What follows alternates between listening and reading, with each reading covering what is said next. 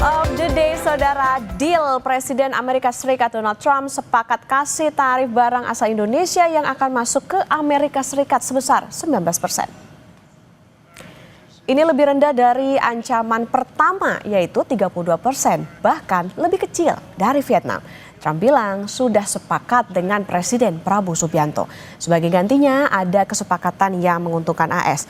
Trump akan mendapat akses penuh ke Indonesia yang sebelumnya tidak pernah tercapai.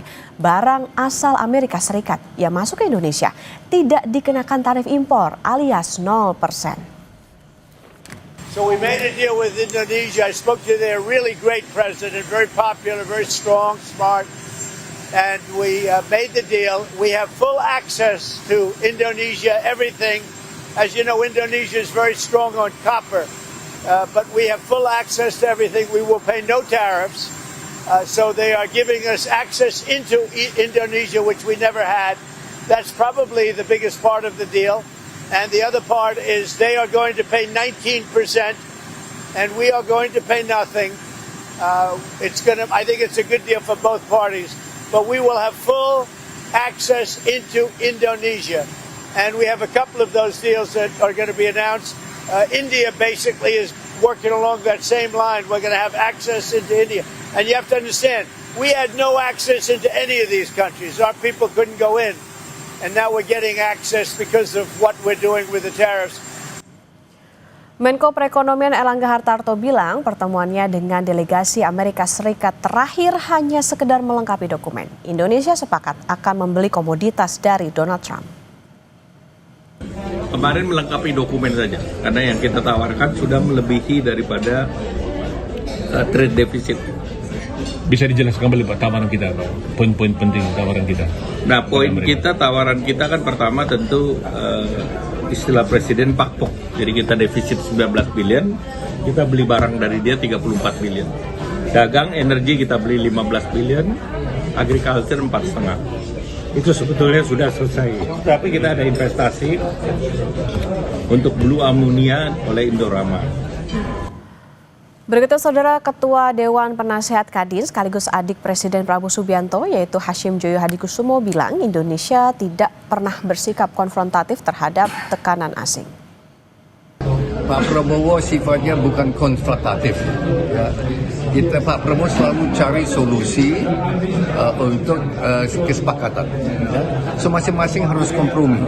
Ya, Pak Prabowo orangnya yang bersedia kompromi. Jangan kompromi. Saya kira sikap kompromi win-win. Kalau sudah ada kesepakatan, dua-duanya senang, dua-duanya pun. Jangan ada kesepakatan di mana satu puas, yang satu dendam. Ya, harus merangkul. Lantas apa dampaknya bagi Indonesia dan apa interpretasi atas pernyataan Trump bagi Indonesia? Kompas Bisnis akan tanya ke Kepala Ekonom BCA David Sumual. Selamat pagi Pak David. Selamat pagi Mbak Okta. Pak David, pengumuman tarif 19% masih baru banget nih. Ini lebih rendah dari Vietnam 20%, bahkan jauh lebih kecil dari ancaman yang pertama 32% buat Indonesia. Jadi siapa yang selamat Pak? Ya ini good news sebenarnya ya, karena kan kita tadinya 32% Mbak Okta ya. Ini kan berarti dikurangi 13%. Dan di emerging market mungkin kita yang terendah sekarang salah satu ya. Kalau kita lihat Filipina juga rendah 20, 25, Malaysia 25, Vietnam 20%, ya kita bisa lebih rendah, dapat 20%. Dan ini memang kerja-kerja yang kita lakukan itu lumayan efektif ya. Kita sampai melakukan juga high level meeting ya dengan Presiden Trump langsung, Pak Prabowo. Ini juga kita apresiasi. Dan juga mungkin ada deal-deal lain dan juga negosiasi lain ya dari pebisnis-pebisnis kita. Sehingga juga akhirnya kita masih ada akses ke pasar Amerika Serikat dengan tarif yang relatif lebih murah lah dibandingkan dengan negara-negara lain. Dan terutama yang kita khawatir ini kan yang terkait dengan yang labor intensif ya, yang seperti saya katakan beberapa waktu lalu, kita khawatir kalau yang labor intensif ini tarifnya lebih mahal dari negara-negara pesaing ya. Kalau tarif lebih mahal tentunya produk kita sulit bersaing di Amerika Serikat, dan ini tentu akan mengganggu daya beli pekerja kita juga yang bekerja di sektor-sektor yang labor intensif tersebut, Mbak Okta. Oke, ini bisa jadi dikatakan sebagai good news. Tapi Pak, ini kalau kita melihat kan kalau dari Amerika Serikat ke sini itu 0%. Ini gimana nih Pak? Ya, sebenarnya negara-negara lain akan ditekan Amerika Serikat ke arah 0% semuanya sebenarnya. Dan seperti Vietnam kan sebenarnya juga produk-produk Amerika Serikat itu 0% ya, dealnya dengan Vietnam misalnya. Dan tentu ini menjadi persoalan misalnya buat negara-negara yang sudah invest ke Indonesia misalnya. Banyak produk ya dari negara Tiongkok, misalnya dari Korea, produk-produk elektronik ya. Ini tentu akan mendapatkan persaingan keras dari produk-produk Amerika yang bisa masuk langsung ke Indonesia tentunya. Dan ini tentunya kita akan melihat ya apakah nanti negara-negara lain yang invest ke Indonesia produk-produknya bisa bersaing dengan produk-produk Amerika Serikat. Kalau ada perbedaan tentu mereka akan mengeluh juga tentunya karena tanpa membuat pabrik di Indonesia Amerika bisa masuk produk-produknya ke Indonesia. Nah, ini yang kita harus pikirkan juga mungkin ke depan bagaimana menarik investor Amerika juga pada akhirnya bisa invest juga ke Indonesia karena kan sudah dikasih tarif 0 ya sebenarnya dan full akses ke market Indonesia. Oke, jangan cuma. Kalau dari sisi surplus perdagangannya sebenarnya ini hanya trade diversion aja. Jadi tadinya kita import dari migas misalnya atau pesawat atau gandum misalnya dari negara-negara lain. Nah, ini sekarang kita alihkan ke Amerika Serikat. Jadi dari sisi neraca dagang sebenarnya tidak berubah, tapi yang kita inginkan sebenarnya lebih banyak lagi produk kita yang masuk ke pasar Amerika karena tarif kita bisa lebih rendah dari negara-negara yang lain, Mbak Okta. Oke, itu jadi catatan juga nih bagi pemerintah untuk memikirkan jangan sampai mereka cuma kirim barang aja tapi juga bisa menarik investasi langsung di dalam negeri. Betul. Pak David, kita sedikit mundur ke pertanyaan basic. Jadi sebenarnya tarif baru ini naik dari tarif yang sudah berlaku yaitu Generalized System of Preference alias GSP kan dari 0 ke 19% itu? Ya dulu memang banyak negara-negara emerging, negara berkembang yang mendapatkan fasilitas GSP.